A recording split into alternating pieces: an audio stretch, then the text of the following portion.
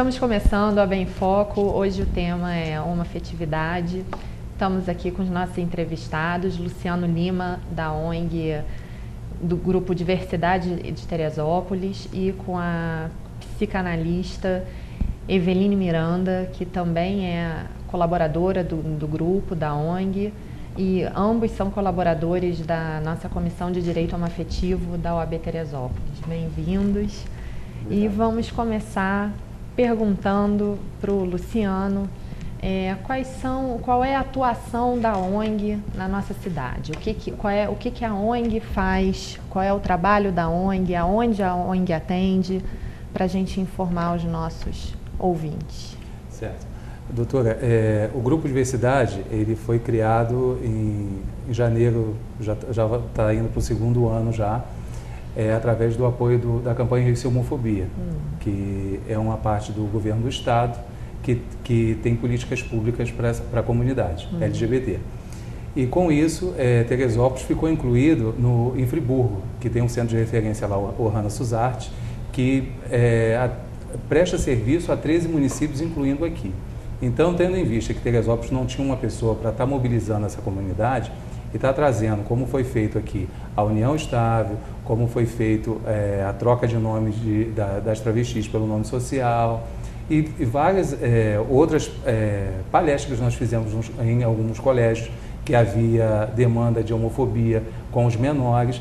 Então eu aproveitei esse apoio que eu estava tendo do Hanna Suzarte e vim mobilizando aqui na cidade. Então o que eu pude trazer até hoje de informação, de levar toda a informação para as escolas, para onde eu pude levar, onde eu fui convidado e aonde eu achei que tinha necessidade, eu tive levando esse tipo de informação. Porque é um grupo, só tem esse grupo aqui na cidade que defende essa comunidade e é um grupo misto. Então, como diz as letras, gays, lésbicas, bissexuais, travestis e transexuais. Certo. E, Eveline, qual é o teu papel como colaboradora do grupo? Então, eu tive a sorte de encontrar o Luciano, porque assim, esse assunto, essa discussão sempre muito me interessou. Eu sempre questionei muito, eu sempre tive um estranhamento muito grande em relação a... Não era a questão homossexual que me chamava a atenção, o que sempre me chamou muito atenção foi a questão da homofobia. O preconceito. Isso sempre foi uma questão para mim. Sempre me provocou um incômodo, um desconforto pensar essa questão, né? E assim, eu sempre tive uma relação direta e indireta com isso, em trabalhos acadêmicos, em estar se falando sobre isso, em ter uma relação minha com a causa. E aí quando eu descobri o Luciano, a gente se descobriu meio que pela televisão também, um viu o outro e tal, e a gente acabou se encontrando e o Luciano me convidou para participar de alguns eventos com ele, começou com a história da parada gay, falei, não, tô dentro, né? E aí a gente começou a poder estar dialogando, estar trocando, e tem sido riquíssimo. Não só para mim, como eu acho que para a cidade. Eu acho que é um avanço muito grande você, numa cidade pequena, você ter um grupo como o Grupo Diversidade e hoje você ter o conselho, né? A comissão, melhor dizendo, a comissão, né? Então, assim, eu acho que isso é um avanço muito grande e eu não podia me omitir em relação a isso. E vocês prestam atendimento à comunidade, orientação, efetivamente, qual é o trabalho do Grupo Diversidade? Então, o Centro de Referência trabalha com 3 pessoas mantidas pela campanha Rio Sem Homofobia. Uma advogada, uma assistente social e uma psicóloga. Só que aqui a gente conseguiu a parceria com o Conselho da Mulher, que a gente faz atendimento para essas pessoas nessa sala. Então, eles se deslocam de Friburgo até Teresópolis e aqui eles fazem um atendimento a essas pessoas. Esses profissionais são de Friburgo e vêm atender aqui. Foi um pedido meu, eles viram a necessidade que Teresópolis, infelizmente, ainda tem muitos casos, principalmente nos colégios, né? A gente está tendo uma demanda muito grande sobre a homofobia nos colégios, né? As mães que infelizmente acabam achando que a filha ou o filho, por estar tendo uma orientação, por estar sendo mais feminino ou mais masculinizado, acaba querendo pôr na igreja. Então, infelizmente, tenho muita dificuldade. Eu aqui sozinho, eu e a Eveline, a gente fica sacudindo a bandeira, a gente tenta agitar de alguma forma. E a Eveline está ali, ela para tudo. Eveline, vamos para lá, ela está comigo, ela sabe, ela presta sim um serviço ótimo. E assim, é uma pessoa que você pode conversar com ela sobre tudo, né? Ela tem uma cabeça ótima. Quando eu falei assim, nossa, é ela que caiu do céu, não foi eu, né? E além de tudo, o conhecimento técnico, né? Que é muito importante. Com certeza. Eu queria perguntar para a Eveline a respeito, então, já que a gente mencionou esse problema das escolas, e como é que anda essa questão de bullying, que é muito falado nas escolas do nosso município? Isso acontece, isso não acontece? Porque não é uma coisa muito divulgada, se fala muito em bullying, mas a gente não vê casos concretos, né? Como é que é isso? Essa questão do bullying, ela é um problema pra gente, né? Por quê? Porque as escolas, eu não vou aqui generalizar, mas as escolas, de um modo geral, elas têm uma inclinação, tendem a tentar negar que este problema acontece. Tipo, não, na minha escola não tem esse tipo de problema.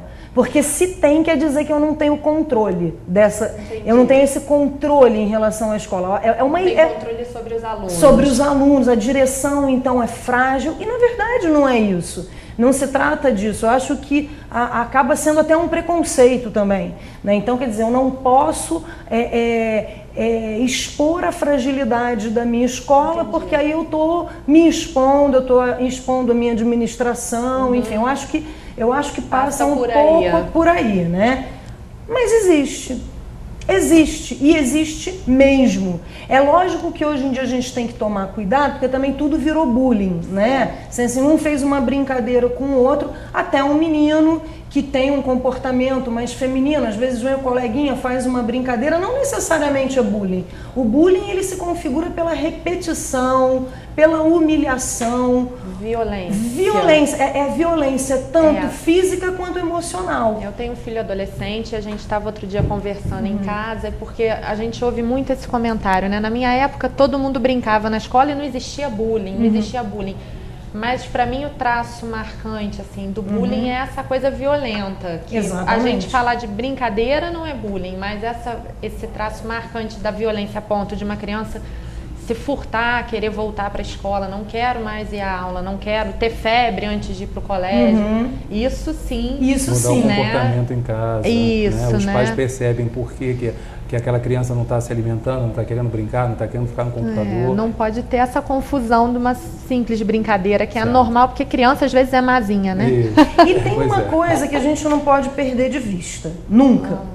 O ser humano, eu sempre falo isso em quase todo lugar que eu vou falar sobre qualquer coisa. Uma coisa que é primordial para a gente pensar em qualquer discussão é a singularidade.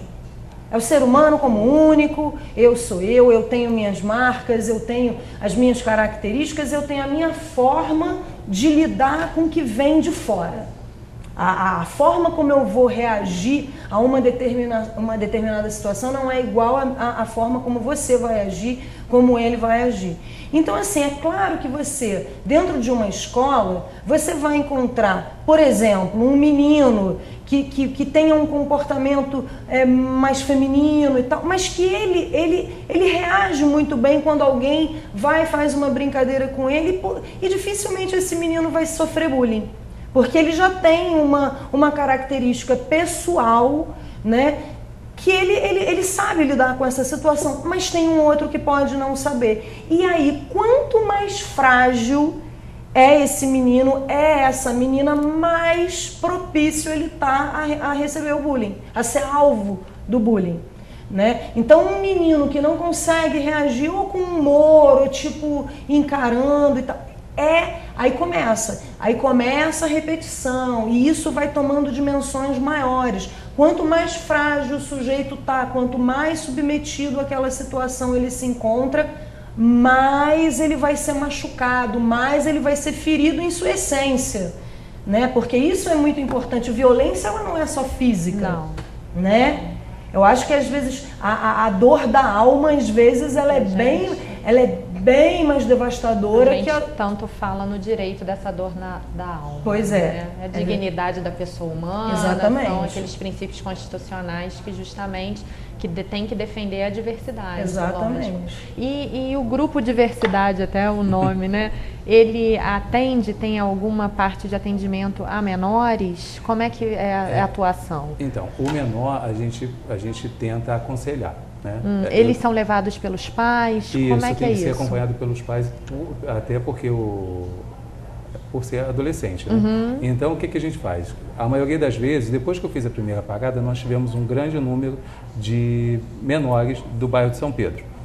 Então, eu conversei com eles sobre qual era o assunto, o que estava realmente acontecendo, e com isso, eu na época procurei a Secretaria de Educação, conversei com a secretária da época e na mesma hora ela enviou um ofício para um colégio em São Pedro pedindo que houvesse alguma atitude por conta dos meninos ser mais afeminados e as professoras passarem e ver um menino mais afeminado numa esquina e perguntar se ele já está fazendo ponto. Né? Então chegou a esse ponto as professoras nessa época. Quer dizer, eles estavam sofrendo bullying não pelos colegas, mas pelos próprios educadores. Isso. Infelizmente isso estava acontecendo. Aí quando eu estive lá, não, mas aqui não acontece isso, né? Esse colégio aqui, não. E eu sabia que não era bem assim. Então eu conversei com os pais e aqueles pais que me deram abertura, eu conversei com cada um particularmente. Expliquei a situação, falei quem eu era e o que a gente poderia estar fazendo para não perder essa criança, ou para as drogas ou para a prostituição, que é o medo de todo pai, né, que quer bem ao seu filho ou sua filha. Né? Então a gente andou conversando, a gente vem dando resultado, sabe? Mas assim, a gente tem a psicóloga, mas a psicóloga só atende com o pai presente. E o Conselho Tutelar também, aqui da cidade, tem um bom andamento quanto a isso, porque eles conseguem também acompanhar e separar os casos. Né? Conversa, dá um atendimento para os pais e automaticamente para o menor. Então, quer dizer, dessa forma a gente vem avançando. Né? Então, essas crianças têm esse atendimento. Você também trabalha com essas crianças? Não, eu não tenho assim, eu não tenho um trabalho direto de atendimento, até porque a gente não tem... Mas você orienta o grupo diversidade. A gente está sempre, exatamente, trocando. Isso aí. Então tá, nós vamos para o intervalo e a gente já volta com a Bem Forte.